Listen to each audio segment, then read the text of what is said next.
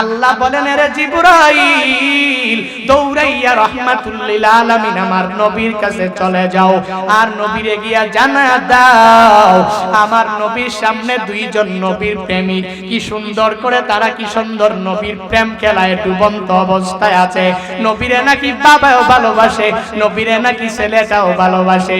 জিবরাইল নবীকে জানায়া দেওয়ার পরে এবার রাহমাতুল লিল আলামিন জানায়া দিলেন, নবী আমার বললেন, হে ছোট্ট সাহাবী তুই আমার কাছে সামনে আসো। সামনে আনার পরে নবী তার কপালের মধ্যে চুমু খাইলেন, কপালের মধ্যে এবার চুমু খাইয়া ওই ছোট্ট সাহাবীকে ডেকে বলে, ছোট্ট সাহাবী তুই কি আমারে অনেক বেশি ভালোবাসো? বলে, হ্যাঁ হ্যাঁ নবী আমি আপনাকে অনেক বেশি ভালোবাসি। বলে, কি পরিমাণ ভালোবাসো? বলে, নবী গো শুধুমাত্র আমি আমার বাবার চাইতে আপনাকে বেশি ভালোবাসি না, আমি আমার গর্ভধারিণী মা ওই মায়ের চাইতেও নবী আমি আপনাকে বেশি ভালোবাসি। শুধু তাই না আমি আমার নিজের জীবনের চাইতেও নবী আপনাকে বেশি ভালোবাসি। নবী আমার বলে, প্রমাণ দাও। প্রমাণ দেওয়া ছাড়া তো হবে না, তুমি যে তোমার বাবার চাইতেও আমাকে বেশি ভালোবাসো। ওই ছোট্ট সাহাবীর ওই কোমরের মধ্যে মা তরবারি ঢুকে দিয়েছিল। আগের জামানার তো ওই ছোট্ট ছোট্ট সাহাবীদের কোমরের মধ্যে মারা তরবারি ঝুলাইয়া দিত, খঞ্জর ঝুলাইয়া দিত। রাহমাতুল লিল আলামিন বলেন, তোমার কোমরের মধ্যে কি? বলে, আমার কোমরের মধ্যে আমার মা খঞ্জরটা ঝুলাইয়া দিয়েছে। নবী বলে, আমার হাতের মধ্যে দাও। নবী খঞ্জরটা হাতের মধ্যে নিয়া বলে, হে ছোট্ট সাহাবী এখনই দৌড়াইয়া যাইবা, দৌড়াইয়া যাইয়া তোমার বাবার দেহ থেকে গর্দানটা যদি আলাদা করে দিতে পারো, আমি নবীর কথা মানিয়া তুমি যদি তোমার বাবার গর্দান যদি আমার কাছে এনে দিতে পারো, তাহলেই প্রমাণ হয়ে যাবে তুমি শুধুমাত্র তোমার নিজের জীবনের চাইতেও আমাকে বেশি ভালোবাসো না, বরং তোমার বাবার জীবনের চাইতেও তুমি আমাকে ভালোবাসো। কি পরিমাণ বড় পরীক্ষা! ছোট্ট সাহাবী খঞ্জরটা নিয়া বাবার কাছে যখন দৌড়ায়া চলতে লাগলেন, সব সাহাবায়ে কেরাম চোখের পানি সেরে কান্না করে।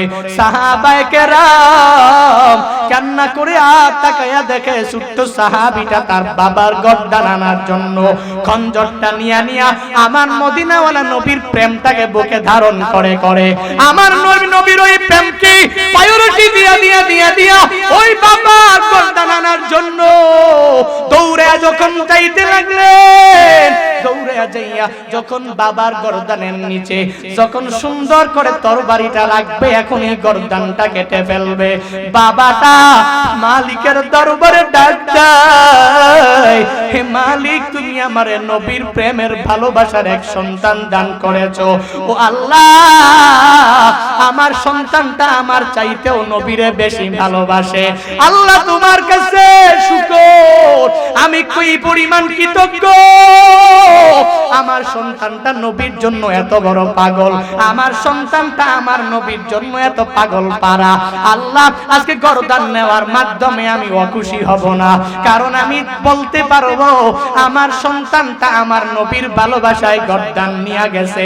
ওদিকে রাহমাতুল লিল আলামিন তাকায়া দেখি সন্তানটা যা নবী বলেছে কার্যে পরিণত করার জন্য বাবার গর্দানের নিচে তরবারিটা যখন রেখেছে, নবী আমার বলে, না না লাগবে না, এই ছোট্ট সন্তান আয়, তুই আমার বুকের মাঝে তুই চলে আয়, ওই তোর বাবারই আর জবে করা লাগবে না, আর তোর বাবার গর্দান আলাদা করা লাগবে না। আমি নবীর কাছে প্রমাণ হয়ে গেল তুই যে শুধুমাত্র তোর জীবনের চাইতে না, বরং তুই যে আমারে ভালোবাসো, তুই তোর বাবার চাইতেও তো তোমা আমাকে ভালোবাসো, তুই মায়ের চাইতেও তো আমাকে বেশি ভালোবাসো। আর প্রমাণ দেওয়া লাগবে না, যখন তুই বাবার গর্দানের নিচে যাইয়া এই তরবারিটা যখন দেখলি, আমি নবীর আর বুঝতে বাকি নাই তুই যে তোর বাবার চাইতেও মায়ের চাইতেও আমি নবীরে বেশি ভালোবাসো। ইন্নাল্লাযীনা আমানু ওয়া আমিলুস সলিহাত কানাত লাহুম জান্নাতুল ফিরদাউসি নুজুলা। আল্লাহ তাআলা বলেন জান্নাতুল ফিরদাউস কার জন্য? বলে এক নম্বরে যে ঈমানওয়ালা, দুই নম্বরে যে দুনিয়াতে নেক আমল করনেওয়ালা, তার জন্য জান্নাতুল ফিরদাউস। ওই জান্নাতুল ফিরদাউস ঈমানদার ছাড়া অন্য কারো জন্য না। ওই জান্নাতুল ফিরদাউস যেই বান্দা নেক আমল করে না, ওই বান্দার জন্য না। ওই জান্নাতুল ফিরদাউস কার জন্য আল্লাহ বানায়া রাখলেন? বলে এক নম্বরে যেই বান্দা ঈমানওয়ালা, দুই নম্বরে যেই বান্দাটাই নেক আমল করনেওয়ালা। আর এই ঈমানদারের মাঝে শুধুমাত্র কেবলমাত্র মুসলমান, শুধু পুরুষেরা না, বরং মহিলারাও আছে কি নাই? মহিলারাও তো জান্নাতি হবে, নারীরাও তো জান্নাতি হয়ে যাবে। যেই নারী ঈমান আনবে ওই নারী জান্নাতি হয়ে যাবে। যেই নারী নেক আমল করে করে জিন্দেগিটা কাটায়া দিতে পারবে, ওই নারীও জান্নাতি হতে পারবে। পুরুষেরাও যদি ঈমান আনে তাহলে জান্নাতুল ফিরদাউস পেয়ে যাবে। আবার এই পুরুষেরা যখন নেক আমল করবে, আল্লাহ মায়া করে তাকে জান্নাতুল ফিরদাউসের মধ্যে ঢুকায়া দিবে। শুধু তাই না, বলে ওই জান্নাতের মধ্যে এই বান্দারা, এই বান্দিরা কয়দিন থাকবে? খালিদিনা ফিহা। বলে ওই জান্নাতের মধ্যে একদিন, দুই দিন, তিন দিন, এক সপ্তাহ, এক মাস, এক বছর, এক যুগ থাকবে না। ওই জান্নাতের মধ্যে এই বান্দারা প্রবেশ করবে খালিদিনা ফিহা। ওই জান্নাতের মধ্যে অনন্তকাল থাকবে। যদি কোনো ফেরেশতা যায় বলে এই জান্নাতের চেয়ে আরেকটা সুন্দর জান্নাত আমরা তোমারে দিতে চাই, আল্লাহ বলেছেন এই জান্নাতটা চেঞ্জ করে আরেকটা জান্নাতের মধ্যে যাওয়ার জন্য বান্দা চাইবে না। কারণ দুনিয়াতে যদি 5 স্টার মানের হোটেলের মধ্যে কোনো বান্দাকে দেওয়া হয়, ওই বান্দাকে যদি বলা হয় 2 স্টার 3 স্টার মানের হোটেলের মধ্যে যাইবা কিনা, ওই বান্দা বলবে না না, 5 স্টার মানের হোটেলের মধ্যে থাইকা আমার অভ্যাস হয়ে গেল, এইজন্য 2 স্টার 3 স্টার হোটেলগুলো আমার জন্য ভালো লাগে না। এই বান্দার কাছে ভালো লাগে 5 স্টার হোটেল, কারণ তার মজা ওই বান্দা বুঝে গিয়েছে। ঠিক তদ্রূপ ভাবে যেই বান্দা ঈমান আমল পূর্ণাঙ্গ নিয়া জান্নাতুল ফিরদাউসের মেহমান হয়ে যেতে পারবে, আল্লাহ তাকে মায়া করে জান্নাতুল ফিরদাউসের মধ্যে যখন ঢুকায়া দিবে, ওই বান্দাকে আরো যত বড় সুন্দর জান্নাত দেওয়া হোক না কেন, ওই বান্দা বলবে আল্লাহ লাগবে না, লাগবে না, লাগবে না, যেই জান্নাত তুমি আমারে দিয়েছো এই জান্নাতের চেয়ে আর কোনো সুন্দর জান্নাত লাগবে না। ওই জান্নাতটাই আমার জন্য অনেক বড় প্রিয়, আর লাগবে না রে মালিক, তুমি আমারে যেই জান্নাত দিয়েছো ওই জান্নাতটাই আমার জন্য হয়ে যাবে। কারণ হলো এই বান্দা ওই জান্নাতের মজা পেয়ে যাবে, এই বান্দি ওই জান্নাতের মজা পেয়ে যাবে। ওই জান্নাতের মধ্যে যে ঢুকবে, ওই জান্নাতের মধ্যে সর্বাবস্থায় অনন্তকাল বান্দা ঢুকে যাবে। এখন যদি বলি হুজুর ঈমান আনলাম, নেক আমল তো বেশি আমি করতে পারলাম না, ঈমানটাকে যদিও মজবুত করে করে আমি চললাম, কিন্তু কই আমি যেই পরিমাণ আমল করি এই আমল দিয়া তো মাওলার জান্নাতের মধ্যে যাওয়া যাবে না। কারণ আমার ঈমান তো আছে ঠিক, আমি নেক আমল ফজর পড়লে যোহর পড়তে পারি নাই, আমি যোহর পড়লে আসরের নামাজটা পড়তে পারলাম না, আমি আসর পড়লে মাগরিব পড়তে পারলাম না, আবার মাগরিব পড়লে এশার ফজরের কোনো খবর নাই। রমজানের রোজা আমি 20টা রাখলে 30টাই রাখতে পারলাম না, বাকি 10টার খবর আমার মাঝে নাই। আমি তাহাজ্জুদ একদিন পড়লে বাকি 1 বছর আর খবর নাই। মাঝে মাঝে বক্তা সাহেব নামাজ রোজা নেক আমলের কথা বললে একদিন আমি নামাজ পড়লাম, এরপরে তো আর নামাজের ধারে কাছেও আমি গেলাম না। মাঝে মাঝে খতিবেরা বলল ওই বান্দা রোজা রাখো, হুজুরের কথা শুনে আমি রোজার মধ্যে চলে গেলাম, আমি 20টা রাখার পরে বাকি 10টা তো আমি রাখতে পারলাম না, আমি ঈমান তো আনলাম, নেক আমল নিয়া তো আমি জান্নাতের মধ্যে যেতে পারবো না। কেননা ওই মদিনাওয়ালা নবী সুন্দরভাবে জানায়া দিয়েছে, মান্নু কিসাল হিসাব ইয়াহলিক, দুনিয়াতে আমার যেই উম্মতের কাছ থেকে আল্লাহ কিয়ামতের ময়দানে হিসাব নিবে, ওই বান্দা হিসাব দিয়ে আমার মাওলার জান্নাতে যেতে পারবে না। কারণ দুনিয়াতে যে আমল করো ওই আমল দিয়া মাওলার জান্নাতের মধ্যে যাওয়া যাবে না। মদিনাওয়ালা নবী তো জানে, সাহাবায়ে কেরাম এত আমল করার পরেও কেন নবী জানায়া দিলেন? কারণ নবী তো জানে আল্লাহ পুঙ্খানুপুঙ্খভাবে যদি বান্দার কাছ থেকে হিসাব নেয়, আল্লাহ যদি বলে এরে বান্দা তুই নামাজ পড়েছো, রোজা রেখেছো, নেক আমল তুই যা করেছো, যাই তুই করেছো, তবে পুঙ্খানুপুঙ্খভাবে তুমি করতে পারো নাই। আল্লাহ যদি আমার রিজিকের হিসাবগুলো পুঙ্খানুপুঙ্খভাবে আল্লাহ কিয়ামতের ময়দানে নেওয়া আরম্ভ করে দেয়, এরে বান্দা ওই রিজিকের হিসাব দিয়াও মাওলার জান্নাতে যাওয়া যাবে না। আমি যা করি আর না করি আল্লাহ যদি বলে পুঙ্খানুভাবে হিসাব দাও, ওই হিসাব দিয়া মাওলার জান্নাত পর্যন্ত বান্দা পৌঁছতে পারবা না। কি জন্য বলি রে মানুষ, ওই মদিনাওয়ালা নবীর সুন্নতের তো পূর্ণাঙ্গ আশিক হতে পারি নাই। সাহাবায়ে কেরাম নামাজ মিস দেয় না, রোজা মিস দেয় না, নেক আমল মিস দিল না, তবুও তারা কান্নাও বাদ দেয় না, তবুও আমার নবীর প্রতি মহাব্বতের আশাটাও কোনো কমতি নাই। নবীরে ভালোবাসে, আমার নবীর প্রেম ভালোবাসা অন্তরের মধ্যে নিয়েও চলাফেরা করে, তবুও এত কান্না কেন? সাহাবায়ে কেরাম তবুও এত কান্না করে কেন? কারণ মদিনাওয়ালা নবীর থেকে তো শুনতে পেয়েছে আল্লাহ যদি কিয়ামতের ময়দানে আমার থেকে পুঙ্খানুপুঙ্খভাবে হিসাব নেয়, হিসাব দেওয়াও সম্ভব হবে না, আমি আমার মাওলার জান্নাতের মধ্যেও যেতে পারবো না। হে বান্দারা, ওই মদিনাওয়ালা নবীর সুন্নতগুলো কেমনে কেমনে তারা পালন করলেন, আর ওই মদিনাওয়ালা নবীর জন্য সাহাবায়ে কেরামও কি পরিমাণ পাগল পারা হয়ে গেলেন। আজকে যদি মনে করো আমি অনেক বড় নবীর সুন্নতের বড় আশিক, আমি নামাজ পড়ি, আমি রোজা রাখি, আমি নেক আমল করি, এই নেক আমলের মাধ্যমে আমি জান্নাতি হয়ে যাব, এর বান্দা তুমি ভুলের মধ্যে পড়ে আসো।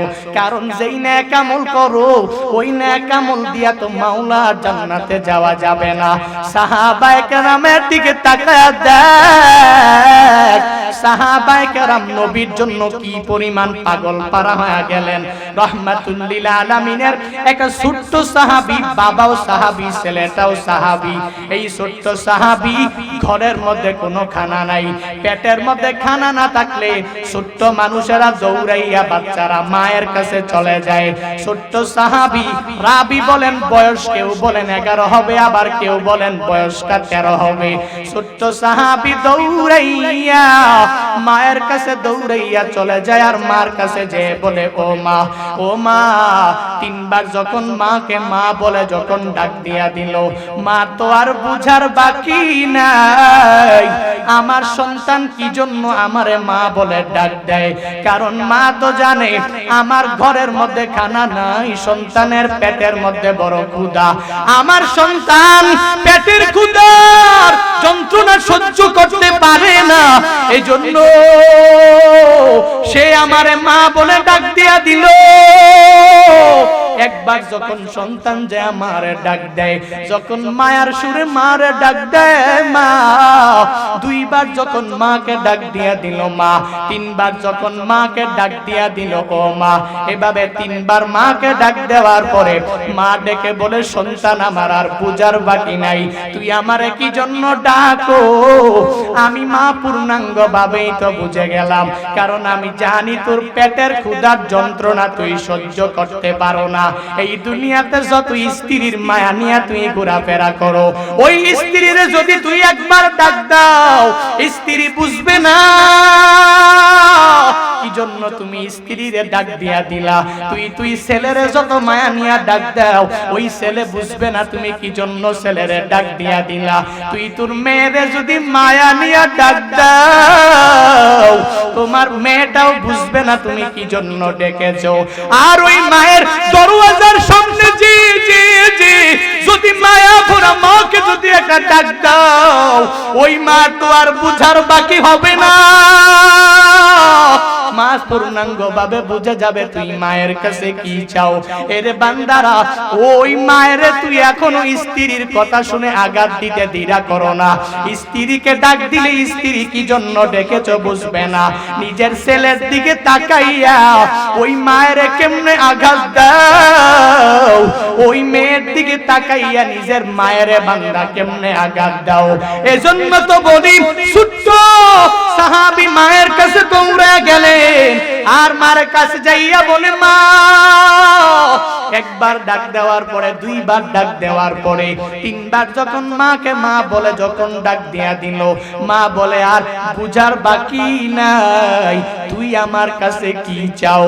এর বান্দারা, এজন্য তো বলি মার ডাক শুনে শুনে শুনে শুনে ওই মা তোমার ডাকের পকট পরে শুনে শুনে মা বলতে পারে তুমি মায়ের কাছে কি চাও, তোমার কি আবদার মা বলে দিতে পারে।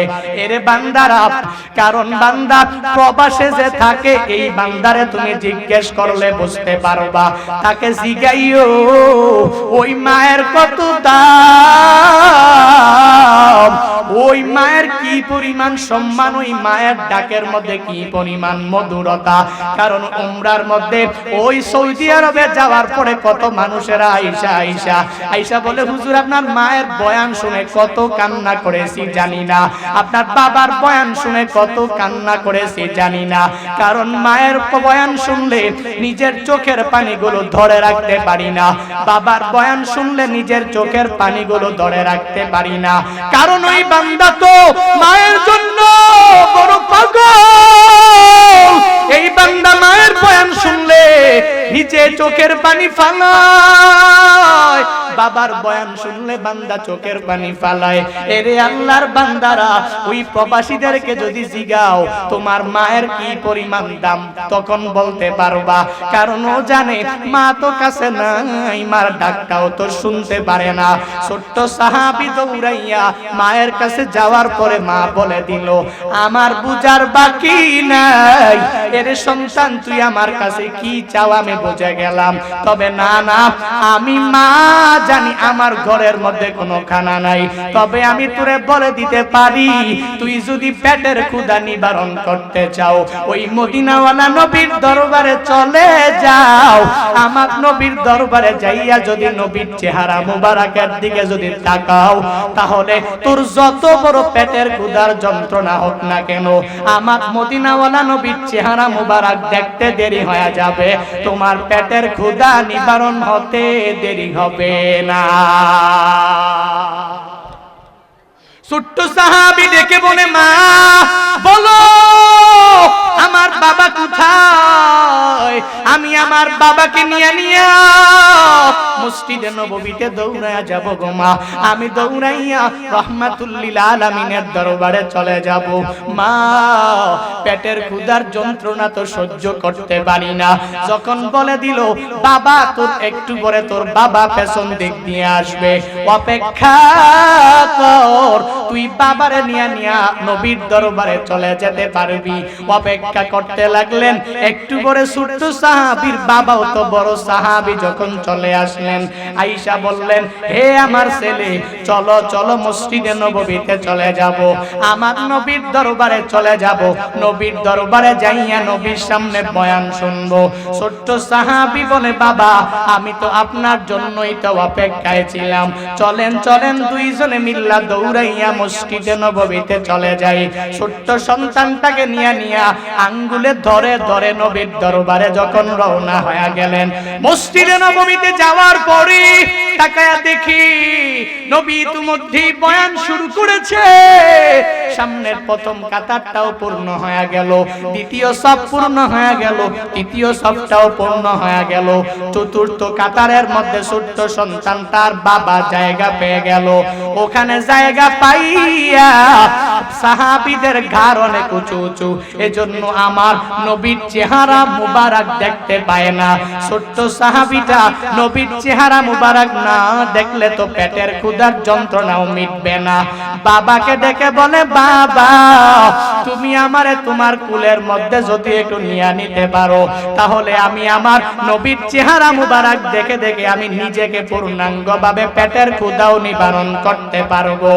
বাবাকে এই কথা বলার পরে বলে, সন্তান আয় আয় তুই আমার কুলের মধ্যে চলে আয়। সন্তানটাকে যখন কুলের মধ্যে বসায়া দিলেন, এবার সন্তানটা রাহমাতুল লিল আলামিনের চেহারা মুবারকের দিকে তাকায়। একটু পরে চোখ দিয়ে বেয়ে ছোট্ট সন্তানের টপ টপ করে পানিগুলো পড়তেছে। আর কিছুক্ষণ পর ওই ছোট্ট সাহাবী পেটের মধ্যে জুড়ে জুড়ে নিজের হাত দিয়ে জুড়ে জুড়ে থাপ্পড় মারে। ওই বাবা ডেকে বলে, সন্তান বুঝলাম না নবীর চেহারা মুবারক দেখার পরে কেন তুমি প্রথমবার চোখ দিয়া তোমার পানি পড়ে গেল, আর দ্বিতীয়বার কেন তুমি তোমার পেটের মধ্যে জুড়ে জুড়ে থাপ্পড় মারলা, বুঝলাম না। ওই ছোট্ট সন্তান দেখে বলে, ও বাবা আমি আমার নবীর চেহারা মুবারক দেখার পরে আমার এমন একটা অবস্থা হয়ে গেল, বাবা আমি আপনাকে দ্বিতীয় প্রশ্নের জবাবটা প্রথমবার দিয়া দিব, আর প্রথম প্রশ্নের জবাবটা আপনাকে দ্বিতীয়বার দিয়া দিব। আমি কেন আমার নবীর চেহারা মুবারক দেইখা আমার পেটের মধ্যে কেন জুড়ে জুড়ে আমি থাপ্পড় মারলাম জানেননি? আমি আমার নবীর চেহারা মুবারকের দিকে যখন তাকায়া রইলাম, তাকায়া থাকতে দেরি হয়ে গেল। আমার মা যে আমাকে বলেছিল যদি নবীর চেহারা মুবারকের দিকে তাকাও তোমার পেটের ক্ষুধা নিবারণ হতে দেরি হবে না। আমি আমার নবীর চেহারা মুবারকের দিকে যখন আপনার কুলের মধ্যে বসিয়া যখন আমি নবীর চেহারা মুবারকের দিকে তাকায়া রইলাম, তাকায়া থাকতে দেরি হয়ে গেল, আমার পেটের ক্ষুধা নিবারণ হতে দেরি হলো না। এজন্য আমি জুড়ে জুড়ে আমার পেটের মধ্যে আমি থাপ্পড় মারলাম। এক নাম্বার জবাব, দুই নাম্বার জবাব বাবা শুনেন। আর প্রথমবার কেন আমি নবীর চেহারা মুবারকের দিকে তাকাইয়া কেন আমি চোখ দিয়া পেয়ে আমার টপ টপ করে পানিগুলো পড়েছে, ও বাবা জানেননি ওই নবীর চেহারা মুবারক তো অনেক সুন্দর। ওই নবীর চেহারা মুবারক দেখিয়া আমি আর নিজেকে ধরে রাখতে পারি নাই। আমার মনে পড়ে গেল আমি যে আমার মায়ের জবান থেকে শুনতে পেয়েছি আমার নবীকে নাকি তাবুকের যুদ্ধের মধ্যে নয়, শুধুমাত্র বিভিন্ন জায়গায় তায়েফের মধ্যে, উহুদের প্রান্তরে আমার নবীকে কাফের বেঈমানেরা এত আঘাত করেছে। না না না, আমি আমার চেহারা মুবারক নবীর চেহারা মুবারক দেখার পরে আমার চিন্তা এসে গেল ওই নবীকে কাফের বেঈমানেরা নবীর চেহারা মুবারক দেখার পরেও কেমনে এই বডি মুবারকের মধ্যে কেমনে নবীকে আঘাত করলো বুঝলাম না। এজন্য এদের বিষয়ে আফসোস করে আমি চোখের পানি ফালাইলাম। ছোট্ট সাহাবীকে বাবা ডাক দিয়া বলে, তুমি কি নবীরে এই পরিমাণ ভালোবাসো? বলে, হা হা আমি আমার মদিনাওয়ালা নবীকে এই পরিমাণ ভালোবাসি। বলে, কি পরিমাণ ভালোবাসো জানাও? এই কথা বলার পর ছোট্ট সাহাবী ডেকে বলে, বাবা শুনেন শুনেন শুনেন, আমি আমার নবীকে কি পরিমাণ মহব্বত করি জানেননি? শুধুমাত্র কেবলমাত্র আমি আপনার চাইতেই তো আমার নবীকে ভালোবাসি বেশি এমনটা না। আমার গর্ভধারিণী মা, ওই মায়ের চাইতেও আমি আমার নবীরে ভালোবাসি। শুধু তাই না নবী আমার, আমি আমার জীবনের চাইতেও আমার নবীকে সবচেয়ে বেশি ভালোবাসি। ছোট্ট সাহাবী আর বাবা মিলে রাহমাতুল লিল আলামিনের এই ভালোবাসার বয়ান আমার মাওলা দেখে কি দেখে না? জোরে বলেন। আল্লাহ তো দেখে। আল্লাহ জিব্রাইলের মাধ্যমে নবীর কাছে পাঠায়া দিলেন। আল্লাহ বলেন, আরে জিব্রাইল দৌড়াইয়া রাহমাতুল লিল আলামিন আমার নবীর কাছে চলে যাও, আর নবীরে গিয়া জানায়া দাও আমার নবীর সামনে দুইজন নবীর প্রেমিক কি সুন্দর করে তারা কি সুন্দর নবীর প্রেম খেলায় ডুবন্ত অবস্থায় আছে। নবীরে নাকি বাবাও ভালোবাসে, নবীরে নাকি ছেলেটাও ভালোবাসে। জিব্রাইল নবীকে জানায়া দেওয়ার পরে এবার রাহমাতুল লিল আলামিন জানায়া দিলেন। নবী আমার বললেন, হে ছোট্ট সাহাবী তুই আমার কাছে সামনে আসো। সামনে আনার পরে নবী তার কপালের মধ্যে চুমু খাইলেন। কপালের মধ্যে এবার চুমু খাইয়া ওই ছোট্ট সাহাবীকে ডেকে বলে, ছোট্ট সাহাবী তুই কি আমারে অনেক বেশি ভালোবাসো? বলে, হ্যাঁ হ্যাঁ নবী আমি আপনাকে অনেক বেশি ভালোবাসি। বলে, কি পরিমাণ ভালোবাসো? বলে, নবী গো শুধুমাত্র আমি আমার বাবার চাইতে আপনাকে বেশি ভালোবাসি না, আমি আমার গর্ভধারিণী মা ওই মায়ের চাইতেও নবী আমি আপনাকে বেশি ভালোবাসি। শুধু তাই না আমি আমার নিজের জীবনের চাইতেও নবী আপনাকে বেশি ভালোবাসি। নবী আমার বলে, প্রমাণ দাও। প্রমাণ দেওয়া ছাড়া তো হবে না, তুমি যে তোমার বাবার চাইতেও আমাকে বেশি ভালোবাসো। ওই ছোট্ট সাহাবীর ওই কোমরের মধ্যে মা তরবারি ঢুকে দিয়েছিল। আগের জামানার তো ওই ছোট্ট ছোট্ট সাহাবীদের কোমরের মধ্যে মারা তরবারি ঝুলাইয়া দিত, খঞ্জর ঝুলাইয়া দিত। রাহমাতুল লিল আলামিন বলেন, তোমার কোমরের মধ্যে কি? বলে, আমার কোমরের মধ্যে আমার মা খঞ্জরটা ঝুলাইয়া দিয়েছে। নবী বলে, আমার হাতের মধ্যে দাও। নবী খঞ্জরটা হাতের মধ্যে নিয়া বলে, হে ছোট্ট সাহাবী এখনই দৌড়াইয়া যাইবা, দৌড়াইয়া যাইয়া তোমার বাবার দেহ থেকে গর্দানটা যদি আলাদা করে দিতে পারো, আমি নবীর কথা মানিয়া তুমি যদি তোমার বাবার গর্দান যদি আমার কাছে এনে দিতে পারো, তাহলে প্রমাণ হয়ে যাবে তুমি শুধুমাত্র তোমার নিজের জীবনের চাইতেও আমাকে বেশি ভালোবাসো না, বরং তোমার বাবার জীবনের চাইতেও তুমি আমাকে ভালোবাসো। কি পরিমাণ বড় পরীক্ষা! ছোট্ট সাহাবী খঞ্জরটা নিয়া বাবার কাছে যখন দৌড়ায়া চলতে লাগলেন, সব সাহাবায়ে কেরাম চোখের পানি সেরে সেরে সেরে সেরে কান্না করে। সাহাবায়ে কেরাম কান্না করে আর তাকায়া দেখে ছোট্ট সাহাবীটা তার বাবার গর্দান আনার জন্য খঞ্জরটা নিয়া আমার মদিনাওয়ালা নবীর প্রেমটাকে বুকে ধারণ করে আমার নবীর ওই প্রেমকে প্রায়োরিটি দিয়া ওই বাবার গর্দান আনার জন্য দৌড়ে যখন যাইতে লাগলেন, দৌড়ে যাইয়া যখন বাবার গর্দানের নিচে যখন সুন্দর করে তরবারিটা লাগবে, এখন এই গর্দানটা কেটে ফেলবে, বাবাটা মালিকের দরবারে ডাক দেয়, হে মালিক তুমি আমারে নবীর প্রেমের ভালোবাসার এক সন্তান দান করেছো। ও আল্লাহ আমার সন্তানটা আমার চাইতেও নবীরে বেশি ভালোবাসে। আল্লাহ তোমার কাছে শুকর, আমি কই পরিমাণ কৃতজ্ঞ। আমার সন্তানটা নবীর জন্য এত বড় পাগল, আমার সন্তানটা আমার নবীর জন্য এত পাগল পারা। আল্লাহ আজকে গর্দান নেওয়ার মাধ্যমে আমি অখুশি হব না, কারণ আমি বলতে পারবো আমার সন্তানটা আমার নবীর ভালোবাসায় গর্দান নিয়ে গেছে। ওদিকে রাহমাতুল লিল আলামিন তাকায়া দেখি সন্তানটা যা নবী বলেছে কার্যে পরিণত করার জন্য বাবার গর্দানের নিচে তরবারিটা যখন রেখেছে, নবী আমার বলে, না না লাগবে না, হে ছোট্ট সন্তান আয়, তুই আমার বুকের মাঝে তুই চলে আয়, ওই তোর বাবারই আর জবে করা লাগবে না, আর তোর বাবার গর্দান আলাদা করা লাগবে না।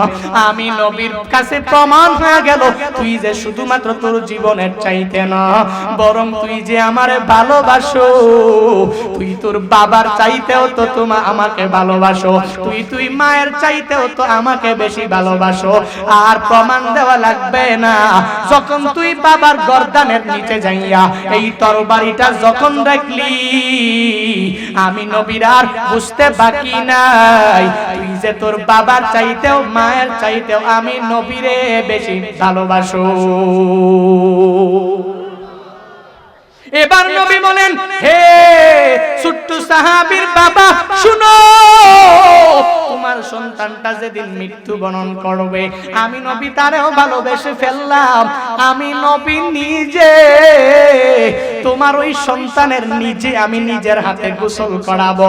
আমি নবী নিজে তোমার সন্তান যখন পূর্ণাঙ্গভাবে জানাজার খাটের মধ্যে শোয়া থাকবে আমি নবী নিজে তোমার ওই সন্তানের জানাজার ইমামতি আমি নবী নিজেই করব।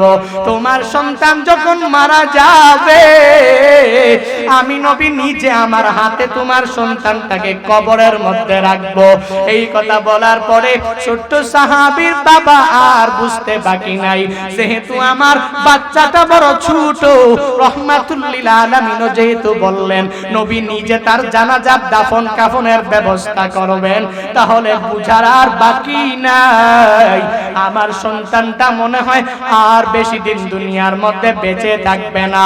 এ বান্দারা, সংক্ষিপ্ত করে করে বলি, ওই ছোট্ট সাহাবী কয়েকদিন পরে যখন ইন্তেকাল হয়ে গেল, ইন্তেকালের আগে বাবাকে আর মাকে আবদার জানায়, ও বাবা ও মা, যদি আমি গভীর রাতে যদি আমি মরিয়া যাই, যদি আমি রাত 12টা 1টা 2টা বাজে যদি আমি মরিয়া যাই, তাহলে আমার নবী তো বলেছেন জানাজার দাফন কাফনের ব্যবস্থা নবী নিজেই করবেন।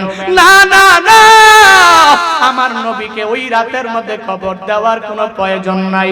কারণটা কি জানেন? আমার নবী যখন জানাজার দাফন কাফনের ব্যবস্থা করার জন্য যখন এত গভীর রাতে আমি সন্তানের বাড়িতে চলে আসবে, তখন কাফের মুশরিকরা আমার নবীকে আঘাত করতে পারে। এত গভীর রাতে ষড়যন্ত্রকারীরা আমার নবীর ব্যাপারে ষড়যন্ত্র করতে পারে। ও বাবা, আমি ওসিয়ত করে গেলাম, আমি পূর্ণাঙ্গভাবে মা আপনার কাছে ওসিয়ত করে গেলাম, যদি আমি রাতের বেলা মরিয়া যাই আমার নবী যেন আমার জানাজায় না আসে, নবীরে খবর দেওয়ার কোনো প্রয়োজন নাই। ফজরের নামাজের পরে এমনিতেই তো খবর হয়ে যাবে। এই কথা বলে ছোট্ট সাহাবী দুনিয়া থেকে বিদায় নিয়ে গেলেন। ফজরের নামাজের পরে নবীকে খবর দেওয়া তো হলো না। দিনের বেলা নবী যখন সুন্দরভাবে খবর পাইয়া গেলেন, রহমাতুল লিল আলামিন সাহাবীকে বলে, চলো চলো, আমার ওই ছোট্ট সাহাবীর দাফন কাফনের ব্যবস্থা আমি নবী নিজেই করব। এই কথা যখন বলে ওই সাহাবী বলে, নবী না না, ওই ছোট্ট সাহাবী তো আর দুনিয়ার মধ্যে নাই, আসমানের নিচে জমিনের উপরে সে তো আর বেঁচে নাই, বরং বারজাকের জীবনে কবরের মধ্যে সে শায়িত আছে। নবী আমার বলেন, কি বলো? আমি তো বলেছিলাম এই ছোট্ট সাহাবীর জানাজার দাফন কাফনের ব্যবস্থা আমি নবী নিজেই করব। নবী আমার দৌড়াইয়া সাহাবীদেরকে নিয়া যখন চলে গেলেন, সাহাবীদেরকে নিয়া যখন তার বাড়িতে যাওয়ার পরে নবী এবার তাকায়া দেখে ওই ছোট্ট সাহাবীর বাবা মা একপাশে বসে বসে কান্না করে, আর ছোট্ট সাহাবীকেও কবরস্থ করে দেওয়া হলো। নবী আমার বলেন, হে সন্তানের মা বাবা, ওই সন্তানের কবরটা কই আমারে দেখায়া দাও। ওই বাবা মা চোখের পানির কারণে নবীর সাথেও তো কথা বলতে পারে না, কারণ ছোট্ট সন্তান যেই মা বাবারা কবর দেয় ওই মা বাবারা জানে সন্তানকে কবর দেওয়ার কি পরিস্থিতি। সন্তানটাকে কবর দেওয়ার পরে এবার বলে, ও নবী দেখেন, ওই যে কবর দেখা যায় ওই কবরেই আমার বুকের মানিকটা শুয়ে আছে। নবী আমার দৌড়াইয়া ওই ছোট্ট সন্তানের কবরের মধ্যে যাইয়া নবী বাম হাতটাকে কবরের মধ্যে রেখে রেখে আর ডান হাতে বলে, হে মালিক, আমার এই সাহাবী ছোট্ট মানুষ হওয়ার পরেও যেই পরিমাণ ভালোবাসা আমাকে দেখিয়েছে আর যেই পরিমাণ মহাব্বত আমাকে করেছে, ও আল্লাহ, এই দুনিয়াতে আমি ছোট্ট সাহাবীর প্রতি রাজি ছিলাম, আজকে থেকে ওই কবরের মধ্যে যাওয়ার পরে আমার এই ছোট্ট সাহাবীর জিম্মা তুমি আল্লাহ নিজেই নিয়া নাও। ছোট্ট সাহাবীর মা বাবা ডেকে বলে, আমার নবী এই পরিমাণ দোয়া ইতিপূর্বে আর কারো জন্য করে নাই। হে বান্দারা, নবী এই ছোট্ট সাহাবীর জন্য দোয়া করলেন, তবুও তো এই সাহাবীরা নবীর প্রতি প্রেম ভালোবাসার কোনো কমতি নাই। আজকে যদি আমি বলি আমি এমনিতেই তো জান্নাতের মেহমান হয়ে গেলাম, আমি তো এমনিতেই নেক আমল করি, আমি এমনিতেই জান্নাতি হয়ে যাব, না না না না, ওই জান্নাতে যাওয়ার জন্য লাগবে উসিলা, ওই জান্নাতে যাওয়ার জন্য লাগবে ঈমান, ওই জান্নাতে যাওয়ার জন্য লাগবে সাহাবায়ে কেরামদের আদর্শে আদর্শবান হওয়া। হে আম্মা জানেরা, শুনেন শুনেন, জান্নাতের মধ্যে যাওয়ার জন্য লাগবে তো উসিলা। তো কেমনে যাবে ওই জান্নাতের মধ্যে যাওয়ার জন্য? আপনারা যেই হাদিসের উপরে পূর্ণাঙ্গ আমল করবেন, মদিনাওয়ালা নবী মহিলাদের জন্য সুন্দরভাবে আমল শিখায়া দিলেন। যেই মহিলারা 4টি আমল করতে পারবে, 4 গুণে গুণান্বিত হয়ে যেতে পারবে, জান্নাতের যেই দরওয়াজা দিয়া মন চায় ওই দরওয়াজা দিয়াই জান্নাতে প্রবেশ করবে। হে আম্মা জানেরা, শুনেন, আপনারাও যে আমল করবেন, যেই আমলের মাধ্যমে জান্নাতি হওয়া যাবে। আম্মা জানেরা, ইযা সাল্লাতিল মারওয়াতু খামসাহা, 1 নম্বরে 5 ওয়াক্ত নামাজ আপনি আদায় করবেন, জান্নাতে যাওয়া আপনার জন্য সহজ হয়ে যাবে। ওয়াক্ত মতো আদায় করা লাগবে।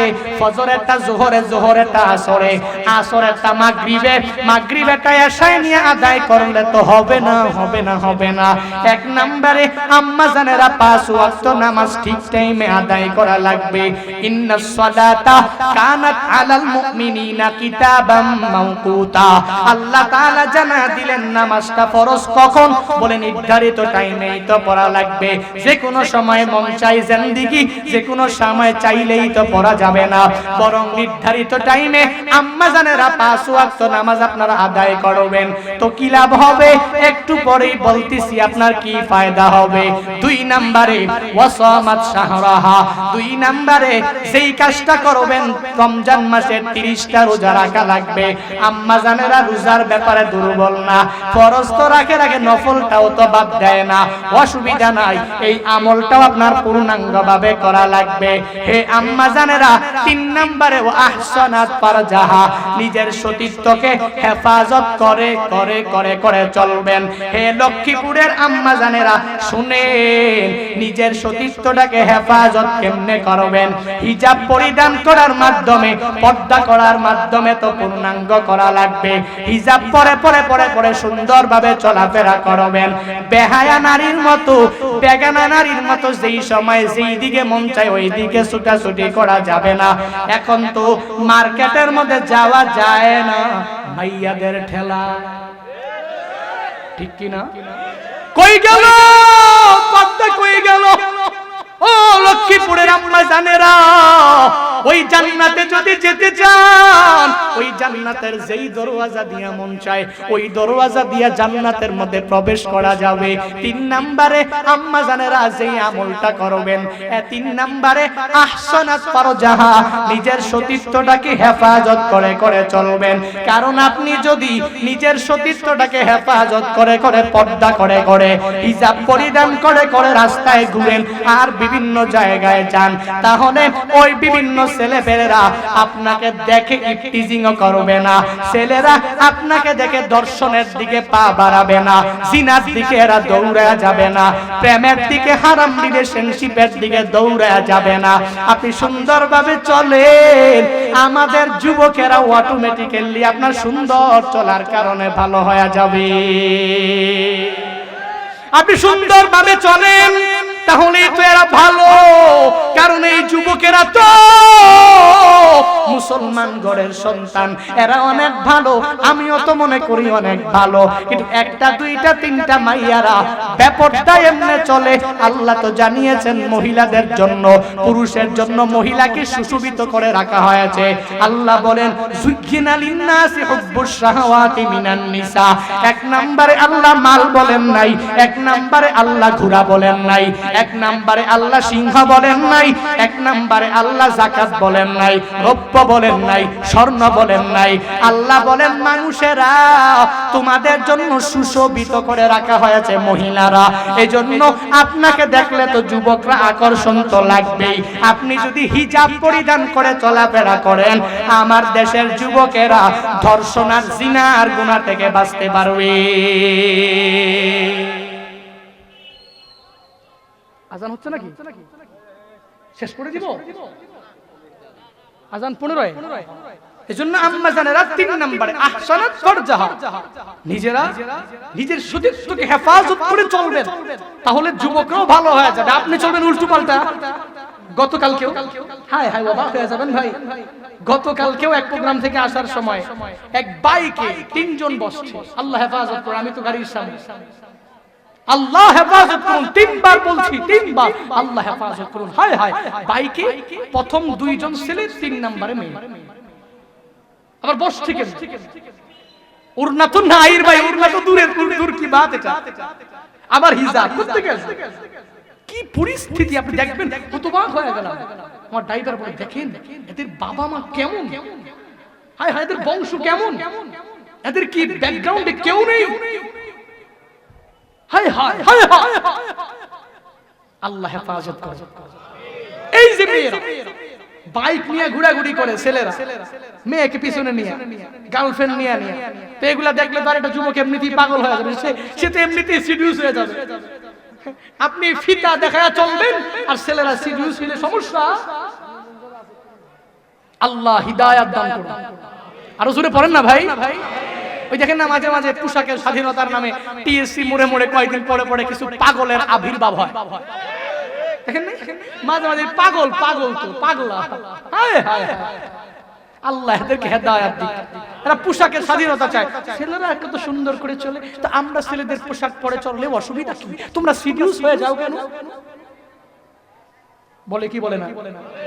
এরা আসমানের নিচে জমিনের উপরে, হায় হায়। আরে ভাই ইসলামিক জ্ঞান তো থাকা লাগবে, এদের ব্যাকগ্রাউন্ডের সমস্যা রে ভাই। আমি যেটা মনে করি, কারণ পরিবার থেকে একটা মেয়ে শিক্ষা পাবে। আপনার মেয়েটা সারা দিন কই থাকে, সারা রাত কই থাকে, রাত 10টা বাজে কেন আসলো, 11টায় কেন আসলো? আপনার ছেলে রাতে ঘরে নাই কেন, দিনের বেলা ঘরে নাই কেন? যদি আপনি খোঁজ খবর রাখতেন, তাহলে তো আপনার ছেলেটা এভাবে খারাপ হয়ে যেত না, উগ্র হয়ে যেত না, কিশোর গ্যাং হয়ে যেত না। আপনার মেয়েটাও পর্দা ছেড়ে, হিজাব ছেড়ে চলতে পারতো না। এই সমাজটাকে আপনার মেয়ে একজনই ধ্বংস করবে, আপনার ছেলে একটাই আরেকটা 3টা 4টা 5টা ছেলেকে ধ্বংস করবে। এর জন্য দায়ভার আপনার ওই কিয়ামতের ময়দানে দেওয়া লাগবে। শুনবেন বাবা মারা খালি সন্তান জন্ম দিলেই তো হয় না, কুল্লুকুম রাঈন ওয়া কুল্লুকুম মাসউলুন আন রাইয়াতিহি। ওই কিয়ামতের ময়দানে আপনাকে জিজ্ঞেস করা হবে এই বিষয়ে, যে তোমরা তো সবাই রক্ষক ছিলা, তোমার অধীনস্থ তোমার ছেলে তোমার মেয়ে, এরা সবাই কিভাবে চলেছে, কিভাবে তাদের জিন্দেগি চালিয়েছে, কিভাবে নামাজ পড়েছে কি পড়ে নাই, রোজা রেখেছে কি রেখে নাই, নেক আমল করেছে কি করে নাই, এই বিষয়ে জিজ্ঞেস করা হবে না? হবে হবে। ওই দিন জবাবদিহির কাঠগড়ায় সবাইকেই দাঁড় হতে হবে।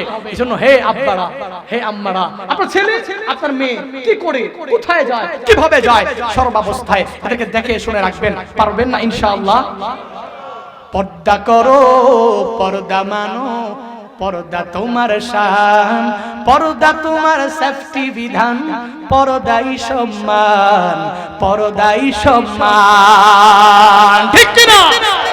পর্দা করো, পর্দা মানো, পর্দা তোমার শান, পর্দা তোমার সেফটি বিধান, পর্দাই সম্মান, হিজাবি সম্মান।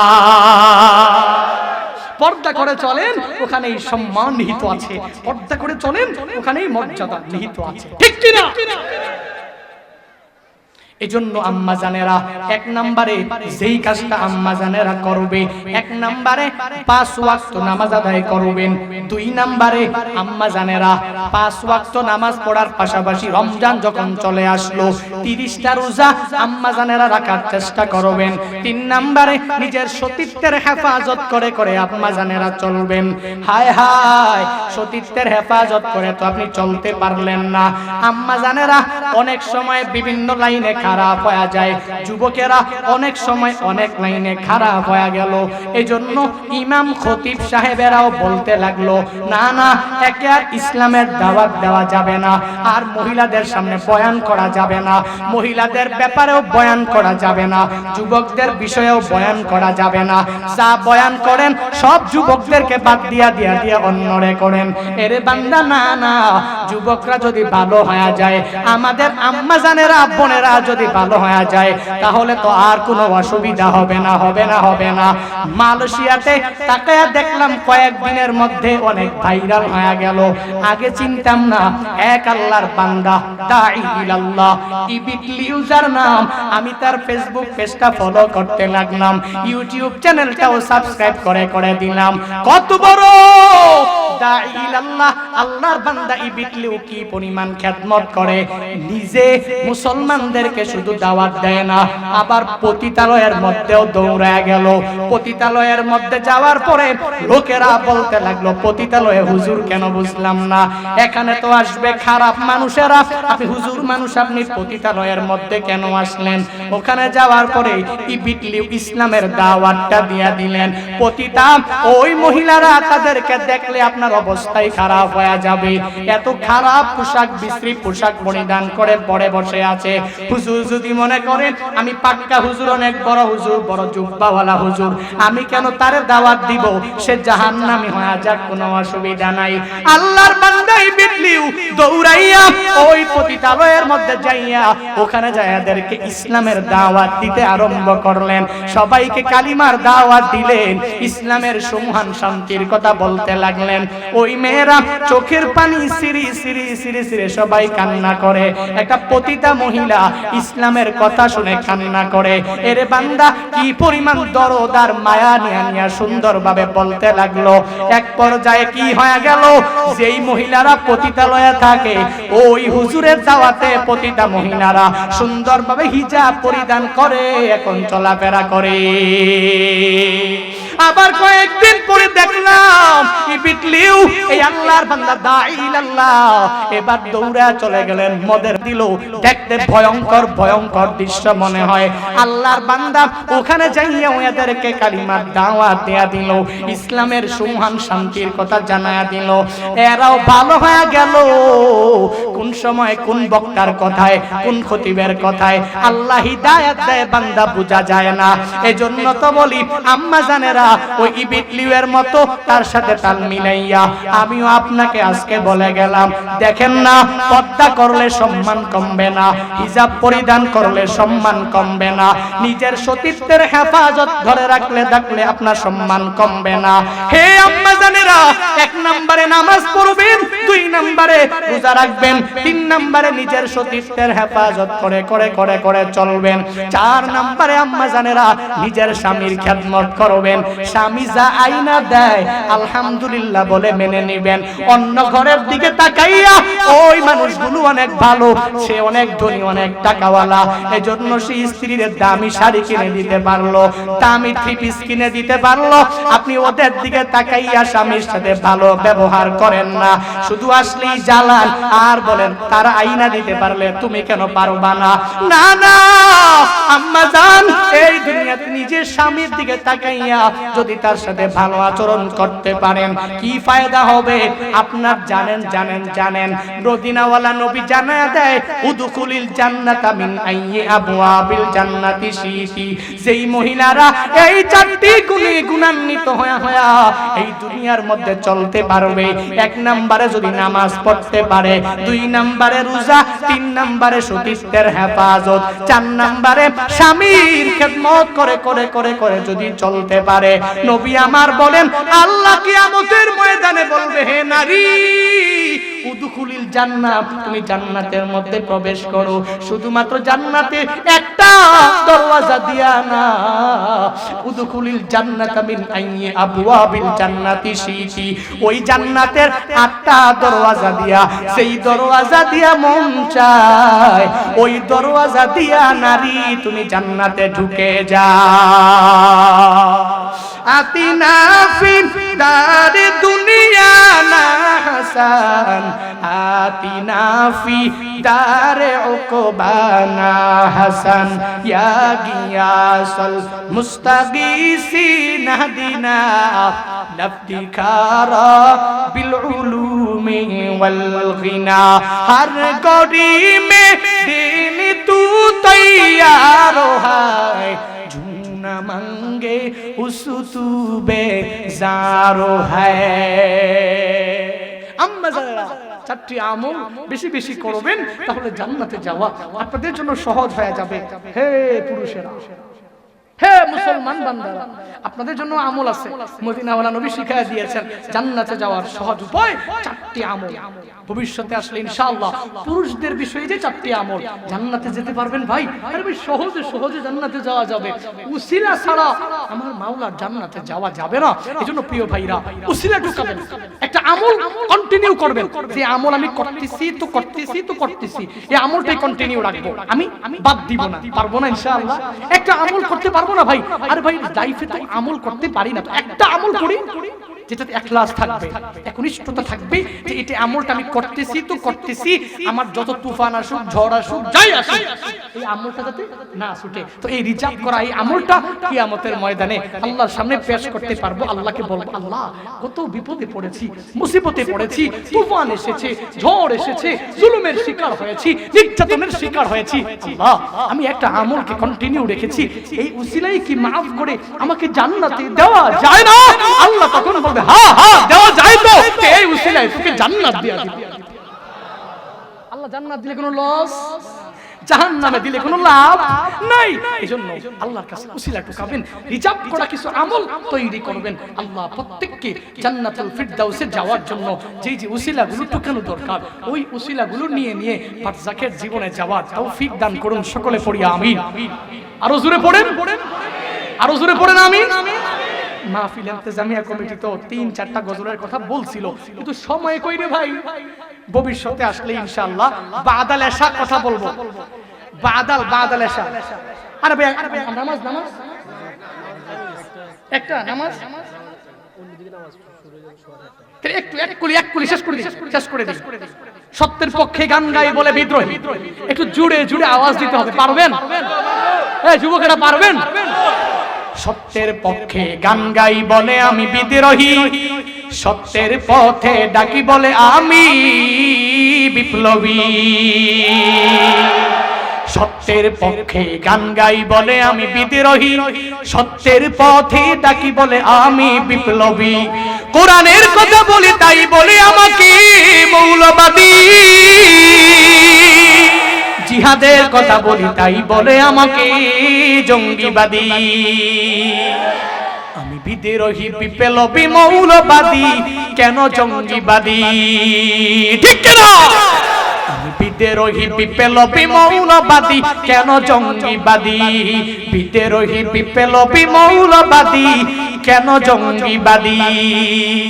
জন্মের পরে কানে আজান কি দেয়নি, তুমি মৌলবাদী ছাড়া হওনি।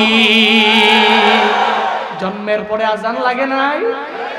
লাগছে আজান। জন্মের পরে কানে আজান কি দেয়নি, তুমি মৌলবাদী ছাড়া হওনি। আবার মরণের পরে জানাজা পড়াবে, মরণের পরে জানাজা পড়াবে, তখন কোথায় পালিয়ে যাবি? তখন তো পালানোর জায়গা নাই, কারণ মৌলবী ছাড়া জানাজা পড়াবে কে? তখন তো দেখবা মৌলবী ছাড়া যখন জানাজা পড়াইতে যাইবা, জানাজার মধ্যে ঈদের নামাজ পড়াইয়া ফেলবে।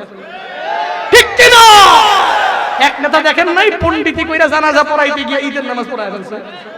হ্যাঁ, এরকমই তোমার জানাজা হইল দুঃখের নামাজ, ওখানে খুশির নামাজ হবে। যদি মৌলবাদকে গালি দাও, মনে রাখো ওই মৌলবাদকে বাদ দিয়ে জানাজা হয় না। মৌলবাদকে বাদ দিয়ে পশ্চিম কালেও তোমার জন্ম হয়নি। মৌলবাদকে বাদ দিয়ে এদেশে ইসলামকে বাদ দিয়ে কোন বাংলাদেশ চিন্তা করা যায় না, কোন মানুষ চিন্তা করা যায় না, কোন জন্ম চিন্তা করা যায় না, কোন মৃত্যু চিন্তা করা যায় না। ওই উলামায়ে কেরামকে নিয়ে যারা কটূক্তি করে, এদেশের হক্কানি মুসলিম তাওহীদি জনতা উলামায়ে কেরামের পক্ষে ছিল, আছে, থাকবে ইনশাআল্লাহ। আল্লাহ সবাইকে উলামায়ে হক্কানি রব্বানীদের পক্ষে থাকার তৌফিক দান করেন। পড়েন আমিন। আরো জোরে পড়েন। আল্লাহ সবাইকে উলামায়ে কেরামের মহব্বত ধারণ করে করে করে মৃত্যুবরণ করার তৌফিক দান করুন। آمين آمين وارحمنا معهم. بارك الله لنا ولكم في القرآن العظيم ونفعنا وإياكم بالآيات والذكر الحكيم واستغفروه إنه هو الغفور الرحيم. والسلام عليكم ورحمة الله وبركاته.